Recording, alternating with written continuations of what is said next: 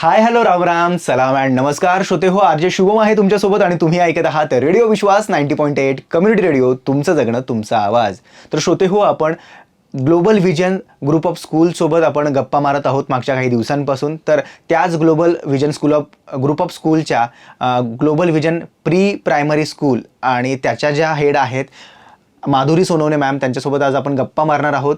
तर विषय आहे प्री प्रायमरी स्कूल आणि ह्या सगळ्या विषयाने आपण बोलणार आहोत. मुळात शाळेतलं पहिलं पाऊल जेव्हा आपण टाकतो त्यावेळेस ह्या सगळ्या गोष्टी आपल्यासमोर येतात. ती प्री प्रायमरी स्टेज असते ज्यामध्ये खरं तर शाळा, तिथे विषय काय शिकवणार आहेत, काय ॲक्टिव्हिटी होणार, ह्या खूप लांबच्या गोष्टी असतात. मुळात त्या मुलांना शाळेची ओढ निर्माण करणं, त्यांना शाळेविषयी प्रेम निर्माण करणं, की मुळात त्यांनी घर सोडून त्या शाळेत ते 5-6 तास घरच्यांपासून लांब ते कसे राहू शकतात, ह्या खूप साऱ्या गोष्टी चॅलेंजिंग असतात. आणि अशा परिस्थितीमध्ये त्यांना शिकवणारे शिक्षक यांच्यासमोर खूप मोठं आव्हान असतं.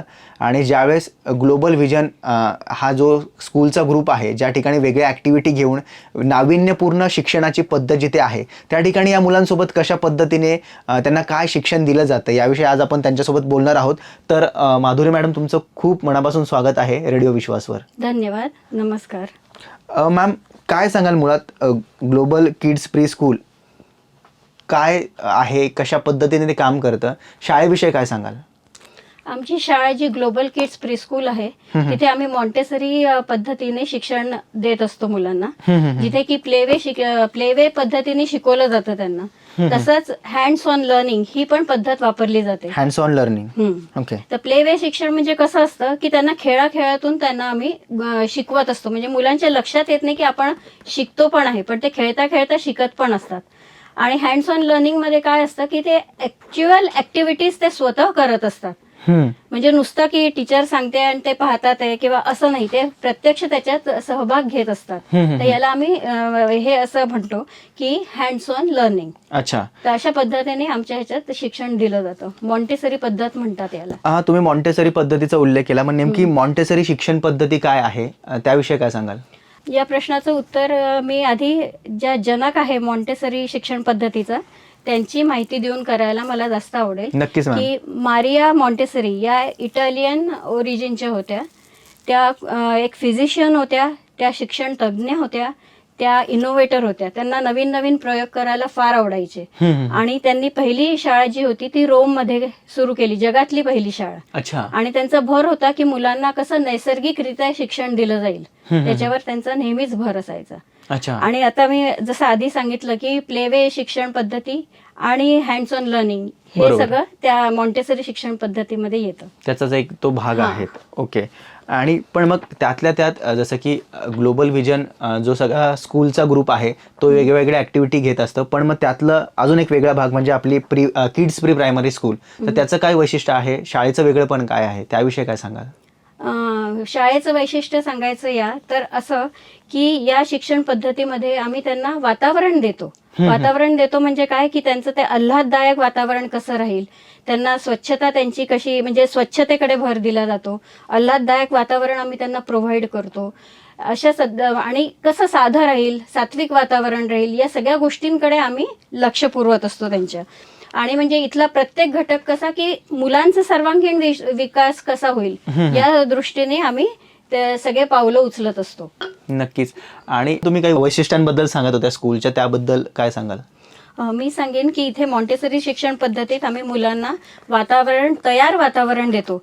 जसं की आम्ही त्यांचे स्वच्छतेवर भर देतो, त्याच्यानंतर त्यांना कसं आल्हाददायक वातावरण मिळेल याच्याकडे आम्ही लक्षपूर्वक म्हणजे जाणीवपूर्वक लक्ष देतो. त्याच्यानंतर ते वातावरण कसं साधं राहील, सात्विक राहील, अशा सगळ्या पद्धतीने आम्ही त्यांची काळजी घेत असतो.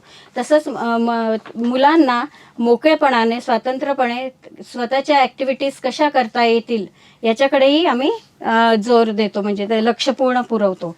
आणि मुलांना एकाग्रपणे खूप वेळ करता कसं म्हणजे बांधील ठेवता येईल अशावर सुद्धा आम्ही त्याच्यावर म्हणजे फोकस करत असतो. याचं कारण असं की लॉंग पिरियड कॉन्सन्ट्रेशन ही जी कन्सेप्ट आहे ही खूप महत्वाची आहे कुठल्याही शिक्षण पद्धतीमध्ये. बरोबर. तर आम्ही त्यांना अशा तऱ्हेने हे करतो की त्यांच्या आवडीच्या ऍक्टिव्हिटीज असतात, त्यामुळे ते खूप काळापर्यंत त्याच्यावर एकाग्रपणे काम करू शकतात किंवा लक्ष केंद्रित करू शकतात. त्यामुळे त्यांना ते कळतही नाही किती वेळ गेला, पण ते पूर्ण मग्न होऊन काम करत असतात. आणि अशा तऱ्हेने आम्ही त्यांना ते शिक्षण देत असतो की एकाग्रतेपणे कसं काम करावं. बरोबर. असं. तर हे करण्यासाठी आम्ही त्यांना मूवीज दाखवत असतो. क्या बात आहे. त्यांना कोडे म्हणजे जे पझल्स म्हणतो आपण ते त्यांना सोडवायला देत असतो. छोटे छोटे दगड असतात किंवा खडूचे छोटे तुकडे असतात ते काउंटिंग करायला देत असतो. की या सगळ्यांनी काय होतं की त्यांचं लॉंग पिरियड कॉन्सन्ट्रेशन हे जे असतं त्याच्यात म्हणजे प्रोग्रेसच होत असते. त्याच्यात त्यांना ते कॉन्सन्ट्रेशनची ड्युरेशन वाढत असते की जी त्यांना पुढच्या मोठ्या म्हणजे जसे ते वरच्या ह्याच्यात जातात ग्रेड्समध्ये तर त्यांना ह्याच्यात उपयोग होतो खूप या गोष्टी. खेळातून शिक्षण जे म्हणतो ते त्यातला हा एक प्रकार आपण असं म्हणू शकतो. या व्यतिरिक्त आणखीन काय वैशिष्ट्य आहे शाळेची त्याबद्दल काय सांगाल? आता हे जे प्री स्कूल जशी आहे आमची तर हे खूप छोटे छोटे मुलं असतात. बरोबर. तर त्यांचं घर हेच त्यांचं विश्व असतं. नक्कीच. त्यांना म्हणजे प्री स्कूल म्हणजे ते दुसरं म्हणजे पहिल्यांदा दुसरी कुठली तरी गोष्ट त्यांनी पाहिलेली असते. बरोबर. त्यांचं कॉन्फिडन्स लेवल म्हणजे इनसिक्युरिटीची भावना जास्त असते. कॉन्फिडन्स नसतो की मम्मीने इथे कुठे आणलं बा आपल्याला, कारण की घर हेच आधी त्यांना माहित असतं. बरोबर. सगळं वातावरण नवीन असतं त्यांच्यासाठी. तर अशा वेळेस आमचे ज्या टीचर्स आहेत त्या त्यांना खूप आपलंसं करतात, त्यांच्याशी छान बोलतात, त्यांच्या लेवलला जाऊन त्यांच्याशी गप्पा मारतात. त्यांना कसं कम्फर्टेबल वातावरण राहील याच्याकडे लक्ष दिलं जातं. त्यामुळे मुलं काय होतात की एकदम कॉन्फिडंट होऊन जातात. त्यांना इन्सिक्युरिटीची भावना निघून जाते. शाळेबद्दल त्यांना आत्मीयता वाटते. त्यांना असं वाटतं जितकं सुरक्षित आपलं घर आहे तितकी सुरक्षित आपली शाळा पण आहे. अशा तऱ्हेने ते त्याच्यात एकदम कम्फर्टेबल होऊन जातात आणि छान त्यांचं शिक्षण प्रोसेस सुरू होऊन जाते. क्या बात आहे. तर जनरली मला अजून एक सांगायचं आहे की प्रीस्कूल्स ज्या दुसऱ्या शाळांमध्ये आहेत तिथे कसं असतं की तिथे घेतले जात नाही असेंब्ली. तर ती आम्ही प्रीस्कूलमध्ये सुद्धा आमची असेंब्ली होते जिथे की मुलांना आम्ही प्रार्थना शिकवतो. तिथे त्यांना राष्ट्रगीत घेतलं जातं, मनाचे श्लोक शिकवतो, जनरल नॉलेजचे क्वेश्चन्स विचारले जातात त्यांना की म्हणजे हे सगळं त्यांच्या लेवल प्रमाणे की आणि उत्तरं पण सांगितले जातात की काय बरोबर आहे काय नाही आहे ते. त्याच्यानंतर सुविचार सांगितले जातात, त्याचे अर्थ सांगितले जातात. मनाचे श्लोक जे मी मगाशी म्हटले ते शिकवले जातात, ते सुद्धा त्याचा अर्थासकट सांगितलं जातं. तसंच आमची असेंब्ली ही 3 भाषांमध्ये होते. इंग्लिशमध्ये होते, हिंदीमध्ये होते आणि मराठीमध्ये होते. असं. तर त्यामुळे काय होतं की ह्यांचा म्हणजे ओव्हरऑल जो विकास आपण म्हणतो सर्वांगीण विकास तो आमच्या असेंब्लीपासूनच सुरुवात होऊन जातो ते. बरोबर. आणि अजून एक वैशिष्ट्य मी सांगेन की आमच्या शाळेत संस्कार वर्ग घेतले जातात की जिथे या मुलांचे हे सगळे मनाचे श्लोक म्हणा किंवा हे जे टेबल्स आहेत मुलांचे किंवा स्वतःचा जो अभ्यास करायचा आहे हे सगळ्याचं त्यांना वळण लावलं जातं. आणि ते म्हणजे तरबेज व्हायला लागतात, म्हणजे हळूहळू का होईना पण त्याच्यात प्रगती दिसायला लागते. त्यांना एक पद्धतशीरपणे कसा अभ्यास करावा हे कळतं आणि त्या पद्धतीने त्यांचं हे सुरू होऊन जातं. मुळात हे एक वय असं असतं की ज्याला आपण जसं वळण देऊ त्या पद्धतीने ते जात असतं आणि हे खूप एक महत्त्वाचा पार्ट असतो त्यांच्या लाईफमधला जेव्हा ते एज्युकेशनमध्ये एंटर करत असतात की त्यांना पुढे जाऊन कुठल्या गोष्टी कदाचित गरज पडू शकते त्या दृष्टीने हे सगळं एज्युकेशन त्यांना दिलं जातं. मग ते जनरल नॉलेज असो किंवा मग त्या वेगवेगळ्या भाषेतून त्यांच्यासोबत ते बोलणं असो किंवा ते ॲक्टिव्हिटी करणं असो तो बेस या प्री स्कूलमध्ये किंवा किड्स प्री स्कूलमध्ये आपल्या लेवलवर होत असतो. अगदी बरोबर. सो या सगळ्या गोष्टी आपण तर त्यांना देत आहे की वेगवेगळ्या ॲक्टिव्हिटी तुम्ही घेतात, पण या व्यतिरिक्त ज्या सोयी सुविधा असतात कारण मुलांना ती सवय नसते या शाळेची. मुळात घर हे त्यांच्यासाठी मुळात तेच गोष्ट त्यांना माहीत असते की घरचे आई वडील किंवा कोणी असेल घरातलं, पण त्या व्यतिरिक्त हे सगळं वातावरण त्यांच्यासाठी नवीन असतं. तर अशा वेळेस बऱ्याच सोयी सुविधा त्यांना द्याव्या लागतात जेणेकरून ते त्या वातावरणात फिट होऊ शकतील. तर अशा कुठल्या सोयी सुविधा या मुलांना दिल्या जातात प्री स्कूलच्या? आमच्या शाळेत असं एक फ्रेंडली वातावरण आम्ही निर्माण करतो की मुलांना म्हणजे असं वाटायला नको की आपण कुठेही आलो आहोत किंवा इन्सिक्युरिटी वाटायला नको.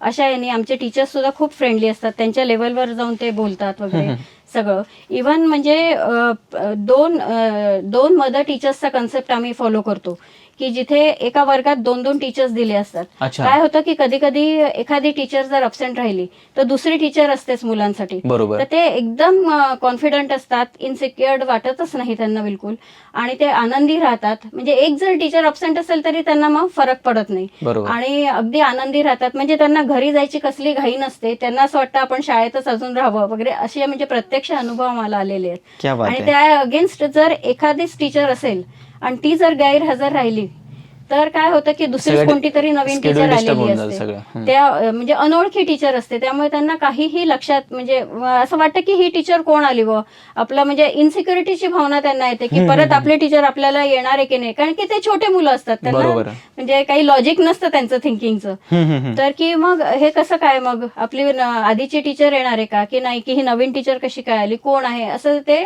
खूप म्हणजे कॉन्फिडन्स त्यांचा कमी होतो.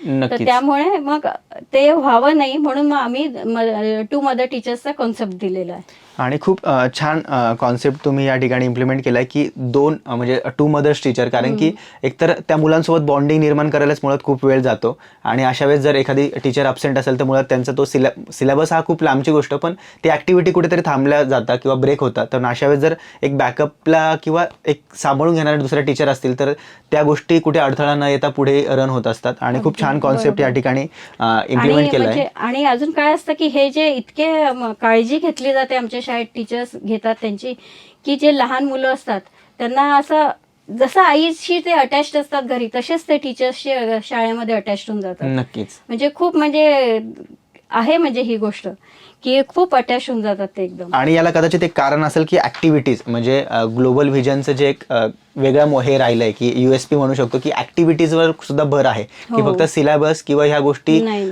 त्यापुरता मर्यादित न राहता काही ऍक्टिव्हिटीज मधनं हे सगळं शिक्षण देण्याचा हो, प्रयत्न असतो. activities. तर या मुलांना किंवा मुळात हे सगळं अजाणत वय असतं आणि त्यावेळेस या मुलांसोबत कुठल्या ऍक्टिव्हिटीज तुम्ही घेतात त्याविषयी काय सांगाल मग? खूप साऱ्या ऍक्टिव्हिटीज त्यांचे घेतल्या जातात. ते मोटर स्किल्स जसे त्यांचे डेव्हलप करायचे असतात तर त्यांना ते बॉल्स नी खेळायला देतात किंवा पुष्कळ आहेत, छोटे छोटे दगड असतात त्यांनी त्यांना हे करायला सांगतात.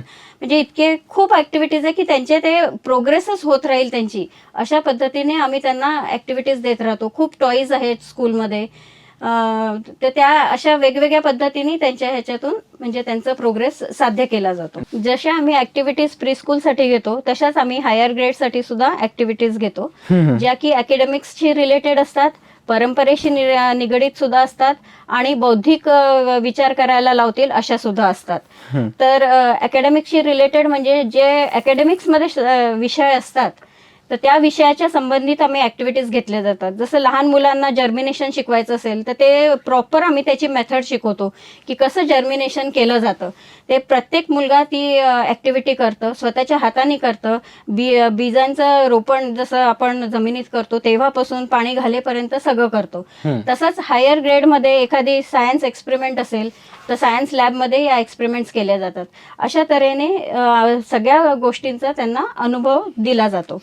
तसंच आम्ही ब्रेन वेव्ह आहे किंवा फायरलेस कुकिंग आहे किंवा शाडू मातीचे गणपती बनवण्याचं वर्कशॉप आहे, अशा वेगवेगळ्या ॲक्टिव्हिटीज मोठ्या मुलांच्या आम्ही घेत असतो. सायन्स एक्झिबिशन आम्ही फेब्रुवारी महिन्यात भरवतो. ते फार मोठ्या प्रमाणात मोठ्या ह्याच्यात असतं, मोठे मान्यवर लोक तिकडे येतात. ते सगळ्या मुलांची ॲक्टिव्हिटीज त्यांनी जे काही मॉडेल्स तयार केलेले आहेत ते पाहतात, त्याचं एक्सप्लेनेशन ते मुलं देतात की काय आम्ही मॉडेल बनवलं आहे आणि ते काय सांगू इच्छितात, हे सगळं ते मोठ्या प्रमाणात सगळ्या म्हणजे ते एक्सप्लेन करतात. हे मान्यवर तिकडे जाऊन प्रत्येक स्टॉलला व्हिजिट देतात, त्यांचं ऐकून घेतात, त्याप्रमाणे त्यांना त्यांचं जजेस म्हणजे मार्किंग करतात, इव्हॅल्युएशन होतं त्यांचं. त्याप्रमाणे मग फायनल डे जेव्हा असतो तेव्हा त्यांना बक्षिसं दिले जातात, मान्यवरांच्या हाताने सर्टिफिकेट्स दिले जातात. अशा तऱ्हेने यांना मोटिवेट केलं जातं. तसंच आम्ही फील्ड व्हिजिट्स घेतो वेगवेगळ्या ठिकाणी, ज्या की शैक्षणिक असतात, इंडस्ट्रीयल असतात, फन व्हिजिट पण असतात. शैक्षणिकमध्ये जसं आम्ही इथे जातो, बेकरीजना जातो किंवा पोस्ट ऑफिसमध्ये जाऊन तिथलं वर्किंग कसं आहे ते मुलांना सांगतो. तसंच वेगळ्या वेगळ्या बँकेमध्ये त्यांना घेऊन जातो, बँकांचं वर्किंग कसं असतं ते सांगतो. अशा तऱ्हेने त्यांना म्हणजे बेकरीमध्ये सुद्धा घेऊन गेलेलो आहे सर, की जिथे ते ॲक्च्युअल प्रोडक्ट्स कसे केले जातात मॅन्युफॅक्चर, हे सगळं त्यांना दाखवलं जातं. आणि तसंच फन विजिट्स जर आपण म्हटलं, फन फील्ड विजिट्स, तर आम्ही त्यांना पार्कमध्ये घेऊन जातो, मॉन्सून पिकनिक अरेंज करतो की जिथे फक्त फन म्हणजे मजा करतात मुलं अगदी. अशा तऱ्हेने हे सगळे आम्ही अरेंज करतो. मी आमच्या शाळेच्या लायब्ररीबद्दलही सांगू इच्छिते. आमच्या इथे खूप मोठी लायब्ररी आहे आणि आमचे शिक्षक म्हणा किंवा आमचे स्टुडंट्स म्हणा हे लायब्ररीचा तर लाभ घेतच असतात.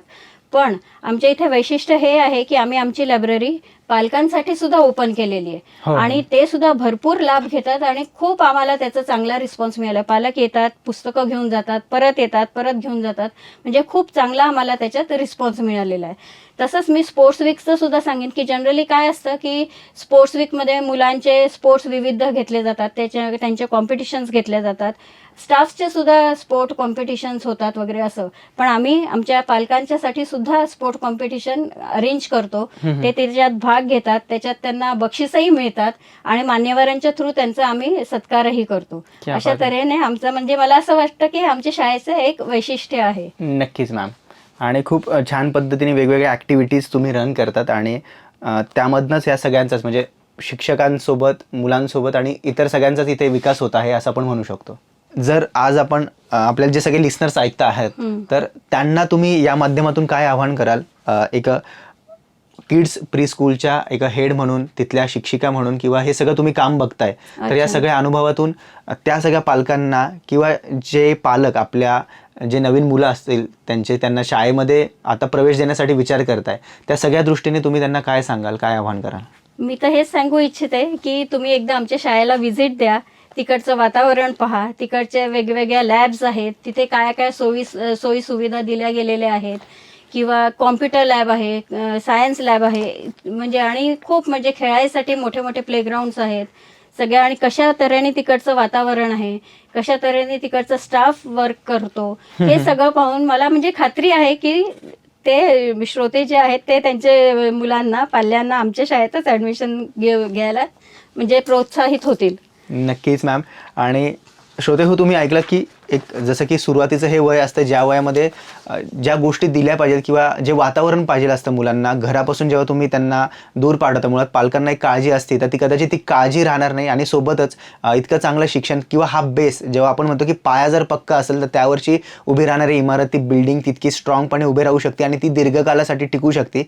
पण त्यासाठी हवं असतं की तो पाया पक्का असला पाहिजे आणि त्यावर तशा संस्कारांची, तशा काय म्हणतो ना, तसा तो पाया तयार केला पाहिजे. तर तो इथे ग्लोबल विजनच्या प्री स्कूलमध्ये, किड्स प्री स्कूलमध्ये तयार होऊ शकतो. तर नक्कीच या स्कूलला व्हिजिट करा. आणि थँक्यू सो मच मॅम, तुम्ही आमच्यासोबत जोडला गेलात आणि या सगळ्या विषयाबद्दल आमच्यासोबत बोललात. Thank you so much. Thank you sir.